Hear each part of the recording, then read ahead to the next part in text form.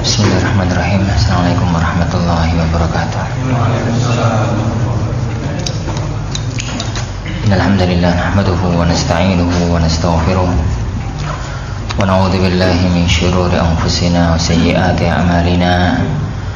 May yahdihillahu fala mudilla lahu wa may yudlil fala hadiya lahu.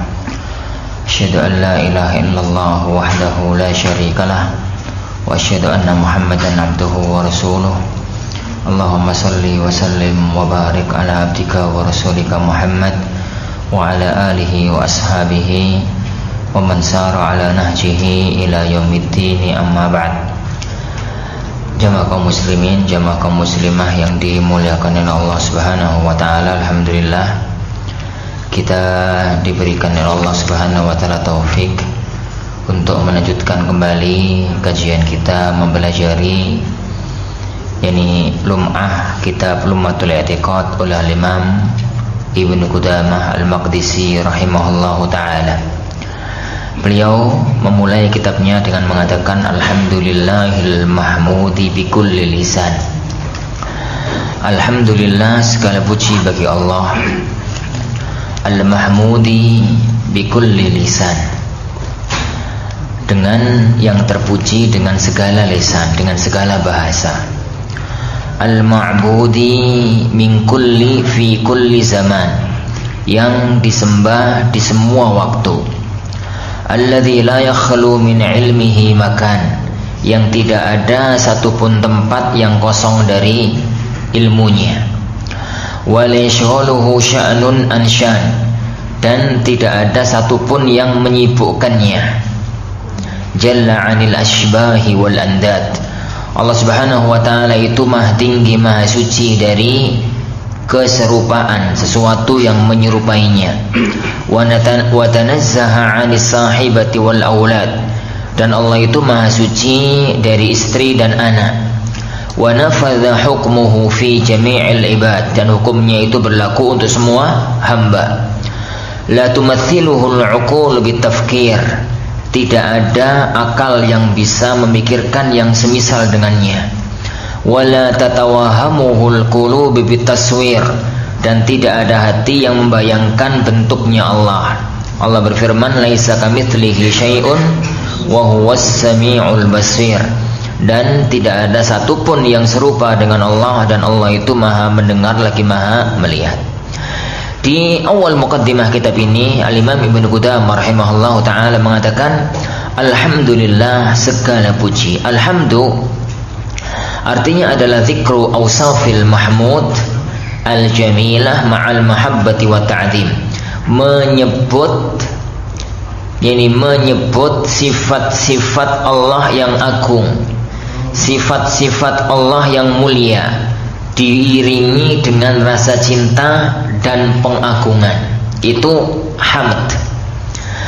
Dan itu bedanya kalau dalam bahasa Arab antara madaha dengan hamida. Yang bahasa Indonesia madaha dengan hamida, madaha yamdahu madahan, itu memuji. Hamida yahmadu hamdan, itu juga memuji. Kita mengatakan madahtu fulanan, saya memuji fulan, madaha. Kita mengatakan alhamdulillah, segala puji bagi Allah, sama-sama pujian. Tapi apa bedanya? Perbedaan antara keduanya, keduanya itu sama-sama menyebut sifat-sifat baik yang dimiliki oleh yang dipuji, baik madaha maupun hamida. Bedanya satu, kalau alhamd yani hamida yahmadu hamdan, itu adalah menyebut sifat yang baik diiringi dengan rasa cinta dan pengagungan, itu hamd. Sedangkan madaha itu menyebut sifat yang baik tanpa harus diiringi dengan cinta dan pengagungan. Maka tatkala kita misalkan menyebut kebaikan seseorang, padahal kita itu ya kurang sreg sama dia, tapi ini gak disebut, ini gak disebut kebaikan, ini wong iku kok nesu di masalah, maka itu namanya madah dan tidak hamd.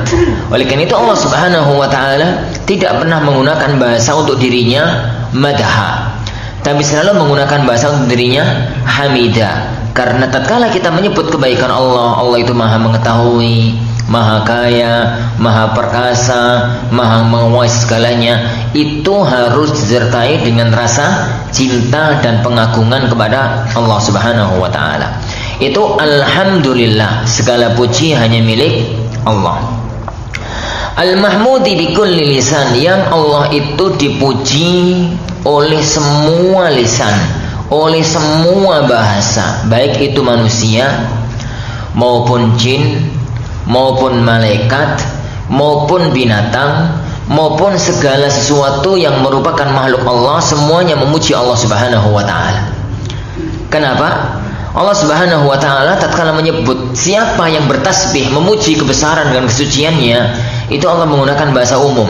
Yusabbihu lahu ma fis samawati wa ma fil ard, dan ayat-ayat semacam itu banyak. Sabbaha lillahi ma fis samawati wa ma fil ard, telah memuji kebesaran kesucian Allah segala sesuatu yang ada di langit, yang ada di bumi.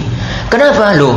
Kan ada makhluk yang nggak bisa ngomong, ada makhluk mati. Makhluk hidup dan makhluk mati itu dalam pandangan kita. Dalam pandangan Allah nggak ada makhluk mati. Semua makhluk itu bisa bertasbih. Semua makhluk itu bisa bicara. Semua makhluk itu bisa bicara kepada Allah Subhanahu wa ta'ala. Yang dalam pandangan kita, makhluk itu ada dua. Ada makhluk hidup, manusia, jin, apa lagi? Jadi malaikat, binatang, itu makhluk hidup yang bisa ngomong. Jadi, sedangkan makhluk mati, benda mati, batu, pohon, dan macam-macam itu nggak bisa berbuat apa-apa dan tidak bisa komentar. Itu di hadapan kita.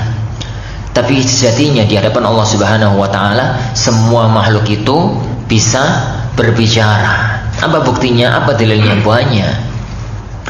Dalilnya sangat banyak. Tatkala Allah Subhanahu wa ta'ala setelah menciptakan arsy, kemudian Allah bersemayam tinggi padanya. Allah menciptakan pena. Kemudian pena yang menulis di Lauhil Mahfuz. Kemudian Allah Subhanahu wa ta'ala berkata kepada pena itu, uktub, tulislah. Pena itu menjawab, madza aktub ya Rabb, aku yang aku tulis apa ya Allah? Ini tulislah. Yang aku tulis apa? Itu sampai 3 kali. Kemudian Allah Subhanahu wa ta'ala berfirman, uktub ma huwa kain wa ma sayakun illa an taqumas saah.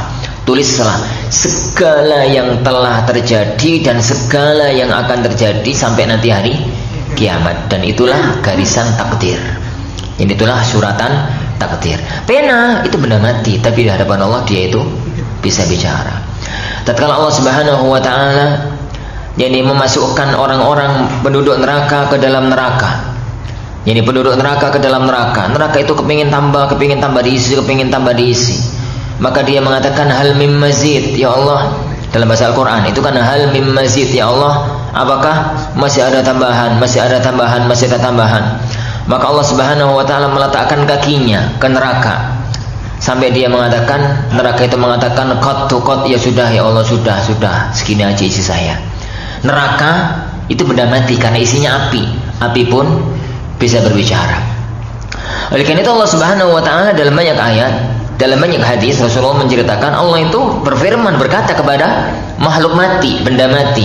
Tatkala Nabi Ibrahim dicemplungkan ke dalam api, maka Allah Subhanahu wa ta'ala berfirman kepada api, kuni bardan wa salama ala Ibrahim, jadilah kamu api yang dingin dan selamat untuk Nabi Ibrahim. Dan masih banyak dalil-dalil yang lainnya. Jangankan kepada Allah Subhanahu wa ta'ala, tatkala Allah menghendaki, batu-batu itu bisa berbicara kepada manusia, sebagaimana kejadian berbicaranya batu dan kayu kepada Rasulullah sallallahu alaihi wasallam. Jadi Allah Subhanahu wa ta'ala zat yang terpuji oleh semua lisan, oleh siapapun. Al-ma'budi fi kulli zaman, yang diibadahi, yang disembah di semua waktu. Ibadah itu ada dalam yang disebutkan oleh Imam Ibnu Qudamah rahimahullah taala, ini mencakup 2 ibadah. Ibadah, jadi semua makhluk Allah di muka bumi ini maupun di langit itu adalah hamba-hambanya Allah, yang mereka itu tunduk kepada Allah Subhanahu wa taala. Baik hamba dalam arti, karena hamba itu ada 2 makna. Hamba itu ada makna hamba kaunian. Hamba dia itu adalah hambanya Allah secara kodrat makhluk. Dan itu semuanya. Orang kafir pun hambanya Allah Subhanahu wa ta'ala. Orang kafir, orang durjana, Fir'aun pun hambanya Allah Subhanahu wa ta'ala. Hamba dalam makna ini. Yang kedua, hamba dalam makna khusus, yaitu hamba dalam arti beribadah kepada Allah. Dan itu adalah orang-orang yang beriman. Jadi orang-orang yang beriman, mereka menyembah kepada Allah Subhanahu wa ta'ala, menjadi hambanya Allah Subhanahu wa ta'ala syar'an wa qadara. Secara syariat dia menyembah Allah, mengakui ketuhanan Allah, beribadah kepada Allah Subhanahu wa ta'ala. Ini hamba syar'i. Wa qadara, dan hamba qadari, hamba kauni, yaitu dia hidup dan matinya, kehidupannya dikendalikan oleh pemiliknya, Allah Subhanahu wa ta'ala. Adapun makhluk, adapun orang-orang kafir, jin-jin yang kafir, maka dia itu hamba Allah qadari, bukan syar'i. Karena dari syariat dia bukan menyembah Allah, bahkan dia mengingkari ketuhanan Allah Subhanahu wa ta'ala. Tapi dari sisi qadari, tidak ada seorang pun yang bisa keluar dari keberadaan dia sebagai hambanya Allah Subhanahu wa ta'ala. Jadi lukum ya'ti yaumal qiyamati 'abda. Semua orang itu datang nanti pada hari kiamat sebagai hamba syar'i qadari maupun hamba yang qadari. Alladzi la yakhlu min ilmihi makan. Tidak ada satu tempat pun di muka bumi ini, di alam semesta ini, yang luput dari pengetahuan Allah. Tidak ada satu pun yang bisa lolos, yang bisa luput dari ilmunya Allah Subhanahu wa ta'ala. Karena Allah Subhanahu wa ta'ala, yani la yudrikuhul absar wa huwa yudrikul absar. Allah Subhanahu wa ta'ala itu nggak bisa, jadi dia itu diketahui secara total. Allah itu kayak apa, sifatnya bagaimana, bentuknya bagaimana, zatnya bagaimana, tidak ada seorang pun yang tahu. Tapi Allah itu wa huwa yudrikul absar. Allah yang mengetahui segala sesuatu. Yani Allah Subhanahu wa ta'ala sendiri mengatakan wa huwa bikulli syai'in, yani itu Allah Subhanahu wa ta'ala Maha mengetahui, alim. Yani Allah Subhanahu wa ta'ala yuhitu bikulli syai'in ilma, mengetahui segala sesuatu. Tidak ada satupun yang lepas dari pengawasan dari ilmunya Allah Subhanahu wa ta'ala. La yashghaluhu sya'nun 'an sya'n. Tidak ada satu kondisi yang bisa menyibukkan Allah Subhanahu wa ta'ala. Tidak sebagaimana manusia. Manusia itu kalau serius mengerjakan satu pekerjaan, ada pekerjaan lain nggak akan digubris karena dia sedang tersibukkan. Kalau dia berusaha untuk memecah konsentrasi, yang ini nggak beres, yang itu nggak beres, itu manusiawi. Itulah kodrat manusia. Karena Allah Subhanahu wa ta'ala tidak menjadikan manusia itu mempunyai dua hati. Ma ja'alallahu lirajulin min qalbayni fi jawfihi, dalam Al-Ahzab. Ma ja'alallahu lirajulin min qalbayni fi jawfihi. Allah Subhanahu wa ta'ala tidak menjadikan dalam diri satu orang dua hati. Oleh karena itu kalau dia serius dalam satu kondisi, dia akan melelehkan kondisi yang lainnya. Kalau dia berusaha mecah, maka dua-duanya nggak konsentrasi. Sini nggak konsentrasi penuh, sini nggak konsentrasi penuh. Kodrat manusiawi. Jadi kodrat manusiawi. Ayat tadi firman Allah Subhanahu wa ta'ala, ma ja'alallahu lirajulin min qalbayni fi jawfihi. Itu berkaitan dengan salah satu orang kafir, jenius, super jenius. Jadi dia itu selama ini mampu untuk menyelesaikan banyak permasalahan dalam satu waktu. Banyak menyelesaikan permasalahan dalam satu waktu. Nangani ini, banyak pekerjaan dan semuanya bisa diselesaikan. Makanya orang-orang Arab jahiliyah pada waktu itu mengatakan orang ini punya hati dua. Orang ini punya hati dua, punya pikiran ganda, Jadi orang-orang yang pintar-pintar itu kan yang dikatakan oleh orang itu otaknya dua, nggak kepalanya dua sekalian, otaknya dua, jadi hatinya dua. Kalau orang sekarang kan mengatakan akalnya dua, otaknya dua. Kalau orang-orang Arab zaman itu, titik kecerdasan itu bukan di otak tapi di hati. Makanya mereka mengatakan orang ini punya dua hati. Ini punya dua hati. Sampai suatu ketika, tatkala orang ini perang Badar, dia masih dalam barisan orang kafir. Kocar-kacir dalam pertempuran perang Badar. Pulang itu dalam kondisi kalut semacam itu, sandal itu dia tenteng di tangan kirinya, tapi sampai di rumah dia itu tanya-tanya, di sandalku. Maka orang-orang buah katanya punya dua hati, enggak lah, sandal tangannya lali. Maka Allah menegaskan ma ja'alallahu lirajulin min qalbayni fi jawfi. Tapi Allah Subhanahu wa taala, kalau Allah Subhanahu wa taala tidak tersibukkan oleh kondisi apapun. Allah Subhanahu wa taala tidak luput satupun penguasaan pada segala sesuatu.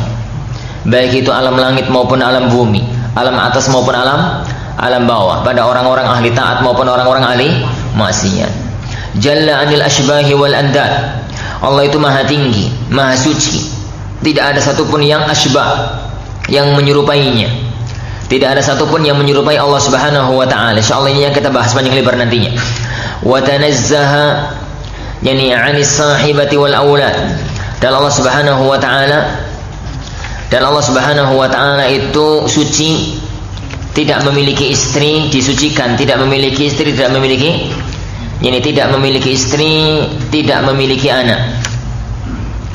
Karena istri dan anak dalam hidup manusia itu sifat mulia.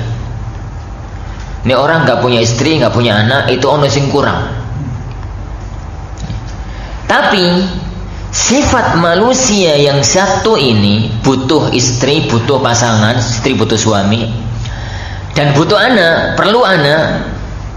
Itu di dalamnya ada sifat kurang. Apa itu? Butuh yang lain.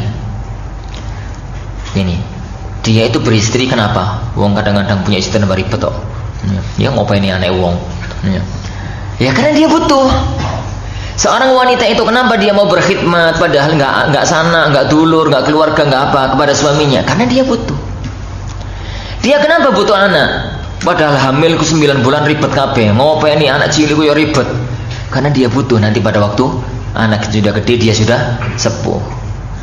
Jadi sifat baik dari manusia yang dia itu punya istri, punya anak, itu sifat baik. Di dalamnya ada sifat kurang, yaitu apa? Yani ada sifat butuh, dan butuh kepada orang itu sifat kurang. Oleh karena itu Allah Subhanahu wa taala tidak memiliki istri, tidak memiliki anak, karena Allah itu ghaniyun 'anil alamin, tidak butuh kepada alam semesta. Allah itu tidak butuh kepada alam semesta. Maka Allah itu nggak punya istri, Allah itu nggak punya anak. Meskipun sifat itu sifat baik untuk manusia, tapi bagi Allah itu adalah sifat yang jelek. Wa tanazzaha 'anis sahibati wal aulad. Para ikhwatin azani Allahu yani wa iyyakum. Beda dengan keyakinan sebagian kalangan yang dia itu membalik fakta, membalik keyakinan. Kalau ngomong tentang Allah, Allah itu punya anak, Isa alaihissalatu wassalam. Kalau ngomong tentang pendeta-pendetanya, yani karena mereka adalah orang-orang suci, maka nggak punya istri, nggak punya anak. Itu kan keyakinan mereka. Suatu hari Al-Imam Abu Bakar Al-Baqillani, salah satu imam ahlu sunnah dalam makna umum. Ahlu sunnah dalam makna umum kan yang penting gak Syiah. Karena insya Allah nanti akan kita jabarkan ahlu sunnah itu ada dua makna. Ahlu sunnah dalam makna umum dan ahlu sunnah dalam makna khusus. Ahlu sunnah dalam makna umum yang penting gak Syiah. Oleh karena itu, ini istilah yang masyhur, Sunni Syi'i, Sunni Syi'i. Kalau nak bahasa Sunni Mu'tazili, Sunni Asy'ari, ini Sunni Syi'i. Kenapa? Karena jika disebut Sunnah, berarti dia bukan Syiah. Jika disebut Syiah, berarti dia bukan Sunnah. Ini harus Sunnah dalam makna umum. Berarti kalau dalam makna ini, semua kelompok Islam yang penting bukan Syiah, dia harus Sunnah. Dalam makna yang pertama. Yang kedua, ahlu Sunnah dalam makna khusus, yaitu orang yang berusaha untuk meniti jejak Rasulullah dan para sahabatnya dalam semua sisi kehidupan, akidah, ibadah, akhlak, dan macam-macam. Dan ini ahlu sunnah yang kita inginkan. Anda katakan kembali pada kisah tadi, salah satu di antara imam ahlu sunnah dalam arti umum, ya, dalam arti umum, Abu Bakar Al-Baqillani.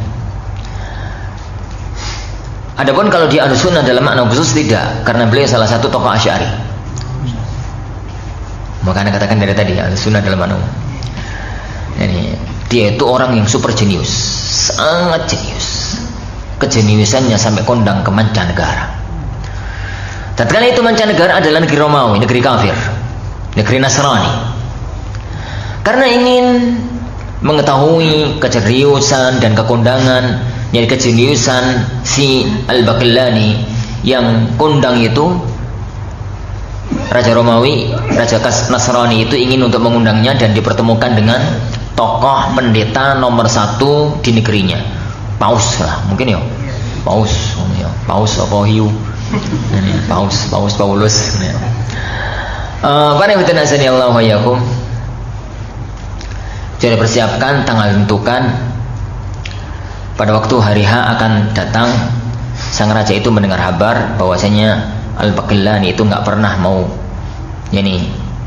sujud hormat kepada siapapun. Padahal kalau menghadap raja kafir itu kan mesti nyembah, sujud nyembah. Sebagaimana juga itu adat negeri Jawa dahulu kan begitu. Gimana caranya raja itu berpikir, bagaimana caranya supaya mau nggak mau si Al-Baqillani ini mau nyembah. Akhirnya pintu istana masuk ke ruangan utama raja itu semua pintu ditutup kecuali satu pintu dibuat pendek segini. Jadi orang itu mau nggak mau harus rukuk sujud, pendek banget. Raja sudah di dalam, para menteri, para pendeta dan tokoh nomor 1 dalam agama Nasrani sudah di dalam. Al-Baqillani dipersilakan untuk menghadap. Pada waktu mau menghadap, pintu nih kok kau ada pintu lain. Ini ada pintu 1 iki pendek bisa. Ini apa yang beliau lakukan? Beliau semutar badan. Jadi beliau semutar badan. Jadi ruku tapi diputar, pantatnya masuk duluan. Jalannya mundur gitu. Pantatnya masuk duluan. Pantatnya masuk duluan, beliau berdiri. Rajanya tuh gedek-gedek. Orang ini benar-benar jenius, gak ada akali kan ya. Ini pantat masuk duluan itu maunya itu ben sujud ben bapak itu hormat, malah jadi penghinaan pantatnya masuk duluan. Singkat cerita begitu masuk, maka sang raja mengatakan, silahkan wahai imam, silahkan. Ini datang, perkenalkan, yang ada di samping kanan saya ini adalah orang nomor 1, pendeta nomor 1 di negeri kami. Ini tokoh pendeta nomor 1 di negeri kami. Diperkenalkan. Begitu diperkenalkan bahwasanya dia pendeta nomor 1 di negeri kami, maka Al-Baqillani dengan bahasa orang yang dikenalkan, dia mengatakan, Masya Allah, senang ketemu dengan Anda. Bagaimana kabarmu? Yani bagaimana kondisimu, bagaimana kabarnya, bagaimana kesehatanmu, bagaimana kabar istri dan anak-anakmu, bagaimana kabar istri dan anak-anakmu. Maka sang raja mengatakan, selama ini saya itu mendengar bahwasanya Abu Bakar Al-Baqillani itu orang nomor 1 di negeri kaum muslimin tentang ilmu, jenius. Makanya sampai saya undang untuk bertemu dengan orang nomor 1 di negeri kami untuk pembicaraan tentang masalah agama. Lah ternyata kok wong goblok. Ternyata kok yang datang itu ternyata orang bodoh. Barusan tadi tak kenalkan kalau yang ada di samping saya ini adalah pendeta nomor 1. Semua orang muslim sekalipun, orang yang paling bodoh sekalipun akan tahu bahwasanya pendeta kami itu nggak nikah. Nggak nikah, nggak punya istri. Loh kok kamu tanyakan bagaimana kabar istrimu, bagaimana kabar anakmu gitu. Ini. Maka Al-Baqillani mengatakan, Faya subhanallah, oh wahai sang raja, orang semacam ini kamu sucikan sehingga dia itu nggak punya istri, nggak punya anak. Allah subhanahu wa ta'ala kalian hinakan dengan mengatakan Allah itu punya istri, punya anak. Kelekep gak bisa ngomong, cek ngono gak bisa ngomong belas, diem. Akhirnya beliau mengatakan, wes kasih tau. Debatnya para ulama zaman dulu itu 1 kata 2 kata selesai. Debatnya mau saya kan debat gosip. Wah, gono ujung pangkali. Ini para ulama. Jadi wa tanazzaha anis sahibati wal aulad. Wa nafadha hukmuhu fi jami'il ibad. hukumnya Allah itu berlaku untuk semua hamba. Tidak ada satu hamba pun yang luput dari apa? Tidak ada satupun hamba yang luput dari hukumnya Allah Subhanahu wa ta'ala. La tumathiluhul uqulu bitafkir. Tidak ada satu akal pun yang bisa berpikir apa yang mirip dengan Allah.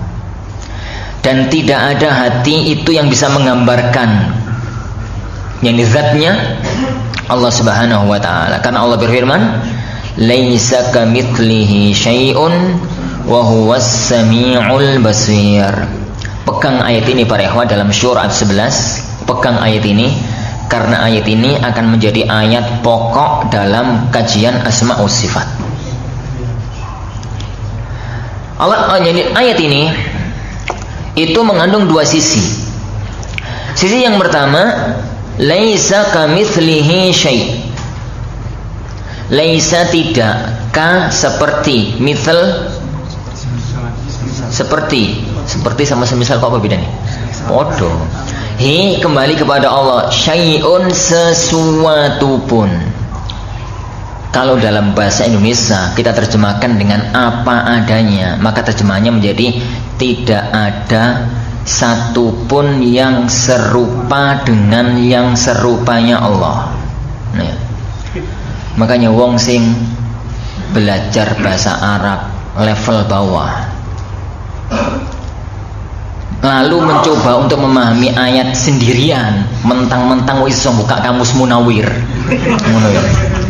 mentang-mentang wis iso buka kamus Mahmud Yunus, langsung ini padahal dua kamus itu kami haramkan di Al-Furqan untuk santri Mahat Ali. Anak akan marah di kelas kalau anak melihat ada santri megang kamus Munawir. Antum turun kelas saja kalau mesti megang kamus itu. Ini ke levelnya anak Mahat Ali megang kamus itu. Ini itu levelnya anak-anak yang masih di bawah ya kawan. Kalau antum pegang kamusnya itu masih kamus 2 itu, turun aja, jangan di Mahat Ali. Ini.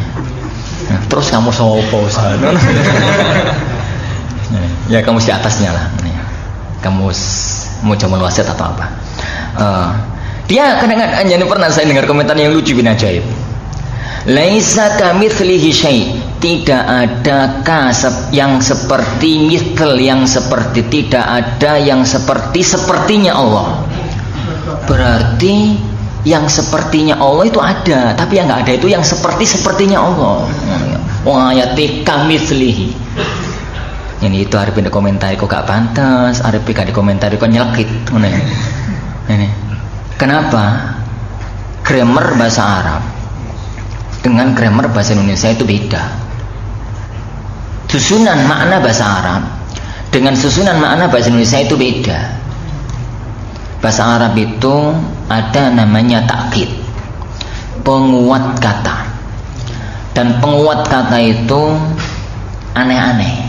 Ada penguat kata itu memang datang dari lafadz yang memang digunakan untuk menguatkan. Itu yang pertama. Ada penguat kata itu datang dengan mendobel, mengulang kata. Ada penguat kata itu dengan meniadakan makna, itu malah jadi penguat kata. La uqsimu bihadzal balad, artinya apa itu? La, tidak. Uqsimu, saya bersumpah, bihadzal balad, dengan negeri Mekah ini. Saya tidak bersumpah dengan negeri Mekah. Gitu maknanya? Enggak. Terjemahannya, sungguh benar-benar saya bersumpah dengan negeri ini. Tahu? Jauh sekali. Ini jauh sekali.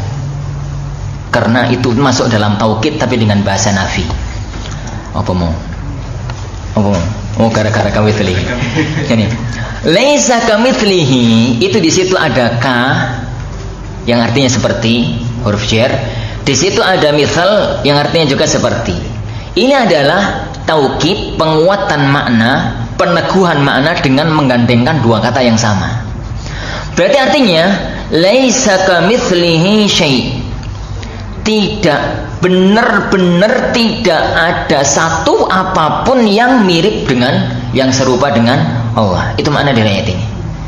Ini benar-benar sungguh, terus dewi, pokoknya apalah. Ini benar-benar sungguh tidak ada sesuatu pun yang serupa dengan Allah Subhanahu Wa Taala. Ini penggalan yang pertama dari ayat ini, menunjukkan kepada kita Allah Subhanahu Wa Taala itu tidak ada satupun yang serupa dengannya. Serupa dalam arti sama. Tidak ada satupun yang sama, yang serupa dengan Allah Subhanahu Wa Taala. Kalau ada kesamaan nama, kesamaan ungkapan, itu cuma sama dalam nama dan ungkapan, tapi tidak sama dalam hakikat. Dan itu harus dipegang. Allah itu tidak sama dengan apapun yang ada di makhluknya. Jangankan antara Allah dengan makhluk, antara makhluk dengan makhluk aja banyak yang namanya sama tapi hakikatnya berbeda. Daun pintu karo daun telinga itu beda. Podo-podo daune. Daun pohon karo daun pintu ku beda, podo-podo daune. Itu sing donya. Apalagi antara dunia dengan surga. Kata Abdullah bin Abbas radhiyallahu anhuma, "Ma fil jannati minad dunya illa asma." Kalau ada kesamaan antara dunia dan surga, itu sama-sama hanya sama nama, beda hakikat. Nah, kalau memang sama hakikat, ngapain kita repot-repot ke surga? Dunia enak. Ini semuanya hanya nama, persamaan nama tanpa ada kesamaan hakikat. Itu kalau antara makhluk dengan makhluk, apalagi antara makhluk dengan Allah Subhanahu Wa Taala. Ini kaidah dasar pertama.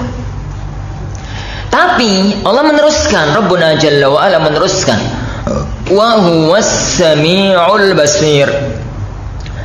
Allah itu tidak ada satupun yang menyamainya. Sungguh benar-benar tidak ada yang menyamainya. Tapi Allah Subhanahu Wa Taala itu maha mendengar lagi maha mengetahui. Jadi keberadaan Allah itu nggak sama. Tidak menjadikan kita itu tidak menamakan Allah itu dengan maha mendengar. Allah itu mendengar, Allah itu mengetahui, melihat. Berarti sama dong dengan Allah, dengan manusia? Enggak. Mendengarnya Allah itu mendengar, tapi mendengarnya Allah tidak sama dengan mendengarnya manusia.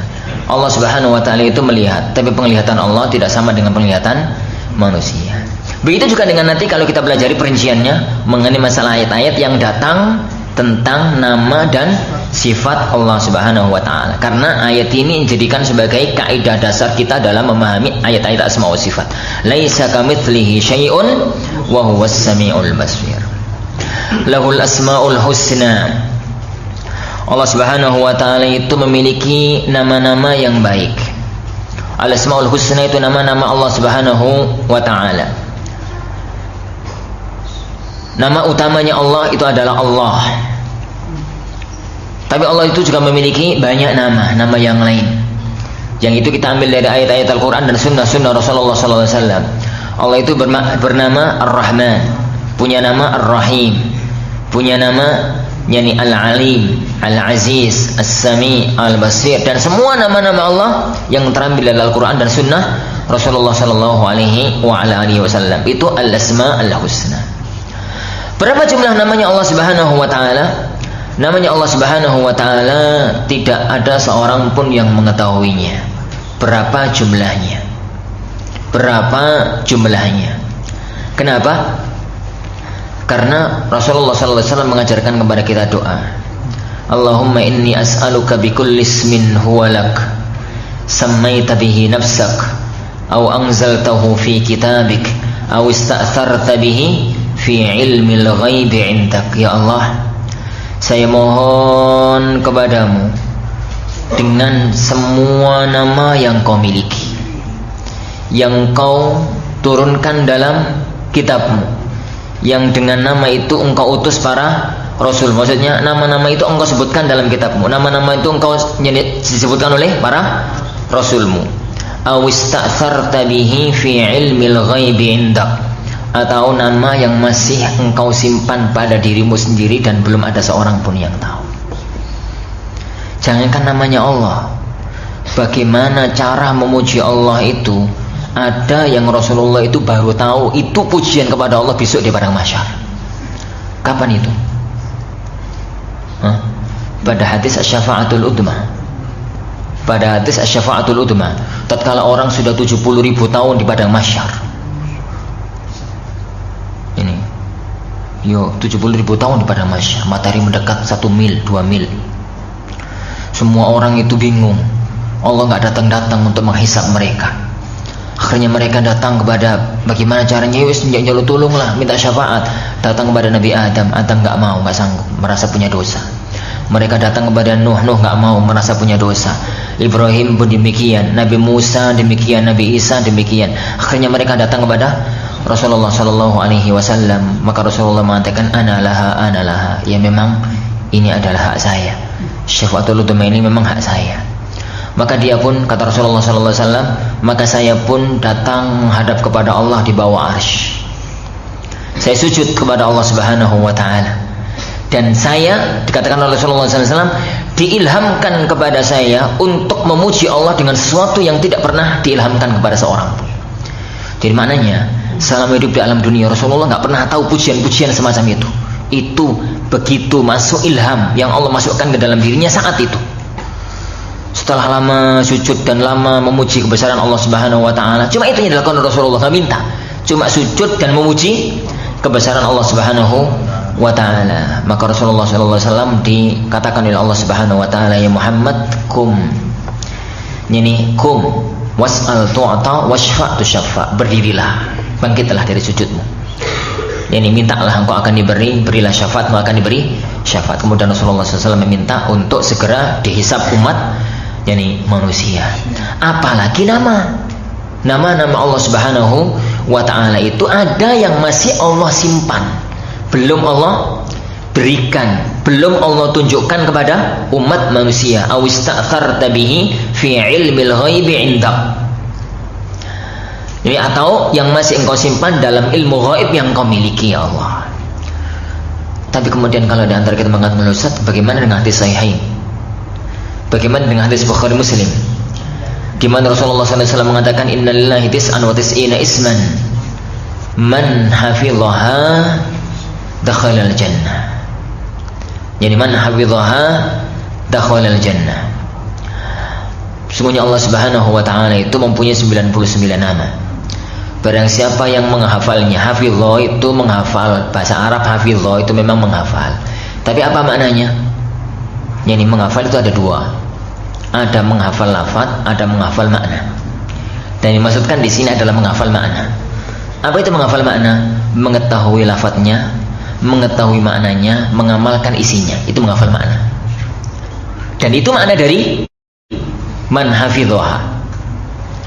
Ya kayak hadis tentang dua orang tua yang masuk ke dalam surga diberi hiasan mahkota surga. Itu bahasa hadisnya apa? Ada dua orang tua dalam riwayat Imam Tirmidzi dengan sanad yang sahih. Dia itu dimasukkan oleh Allah ke dalam surga. Tatkala dia masuk ke dalam surga, diberi pakaian-pakaian yang sangat indah, kebesaran, diberi mahkota dengan mahkota surga. Kedua orang tua ini mengatakan, ya Allah, anna lana hadhi. Ya Allah, dari mana kami mendapatkan pahala sebesar ini? Dari mana kita mendapatkan kedudukan sebesar ini? Ini kalau bahasa gitu anak teruskan, kita teruskan. Koyoknya pada waktu hidup dulu nggak kok sampai merasa heran. Seharusnya nih masuk surga yang di kelas-kelas ekonomi loh.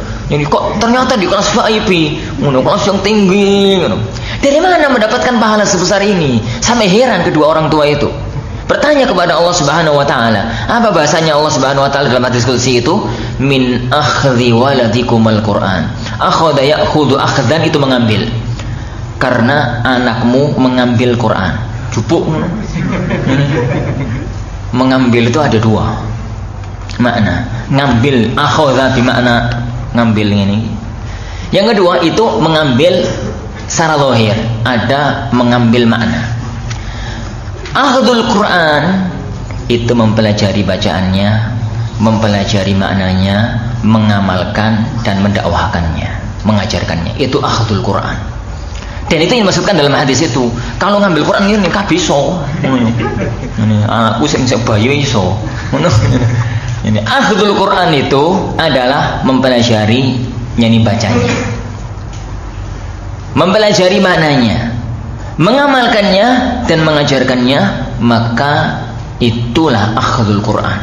Dan itulah menjadikan orang tuanya mendapatkan kedudukan yang semulia itu. Apa tadi? Man hafidhaha, barang siapa yang menghafalkannya, dakhalal jannah, dia akan masuk ke dalam surga. Menghafalkan apa itu? Menghafalkan asmaul husna. Menghafalkan al-asma, yakni al-husna artinya mengetahui. Yang kedua, mengetahui maknanya, mengetahui lafadznya, mengetahui maknanya, mengamalkannya. Orang itu jangankan mengamalkan 99 asmaul husna, mengamalkan satu asmaul husna aja itu loh susah. Apa artinya? Kalau kita itu tahu, pertama tahu Allah itu Sami', ya wis tahu. Kita kan tahu pertama, tahu lafadznya. Kita itu tahu kalau Allah itu Sami' artinya Maha mendengar, itu tahu maknanya. Yang paling susah itu kan jadi mengamalkan kandungannya. Allah itu Sami', berarti kita nggak akan berani ngomong yang haram karena Allah Maha mendengar. Kita tidak akan berani ngomong yang haram di tempat yang paling sepi sekalipun karena Allah Maha mendengar. Kita itu nggak akan berani membersihkan dalam hati kita niatnya jelek karena Allah Maha mendengar, Maha mengetahui. Satu nama Asmaul Husna saja cukup untuk memasukkan orang ke dalam surga. Bagaimana dengan Sami', Alim, Basir dan nama-nama Allah yang lain? Oleh itu salah satu di antara kesalahan pemahaman tentang hadis tadi adalah ngapalno Asmaul Husna terus gawe wiritan. Ini Rahman Rahman Rahman Rahman Rahman Rahman Rahman ngono ya. Ya Allah Allah Allah Allah Allah Allah Allah Allah. Ini dan macam-macamnya. Jauh pada waktu ditegur, Mas kok gitu toh? Kan man hafidhaha toh. Ini anakku SD itu loh, TK itu lah apalah Asmaul Husna. Ini anak-anak yang TK itu antum tanya 99 Asmaul Husna apa? Ini apa itu mananya? Jauh panggang daripada api. Lah, mana dari hadis tadi? Allah itu menampakkan kepada manusia 99 namanya. Yang mengetahuinya, mengetahui maknanya, mengamalkannya, Allah jamin dia masuk ke dalam surga. Allah jamin dia masuk ke dalam surga. Bukan berarti nama Allah itu hanya 99 nama, tapi itu yang Allah tampakkan untuk difahami, diamalkan oleh manusia. Di sana ada banyak nama-nama Allah yang lain yang itu tidak dimunculkan, tidak dinampakkan, tidak diberitahukan kepada manusia, yang Allah masih simpan fi ilmil ghaibi indak, di ilmu ghaibnya Allah Subhanahu wa taala. Wallahu a'lam. Insyaallah subhanahu wa taala ini yang kita pelajari, insyaallah kita lanjutkan ini pada waktu yang akan datang biidznillah subhanahu wa taala. Subhanakallahumma bihamdik, asyhadu an la ilaha illa anta, astaghfiruka wa atubu ilaik. Sallallahu wasallam wa baraka ala nabiyyina Muhammad. Assalamualaikum warahmatullahi wabarakatuh.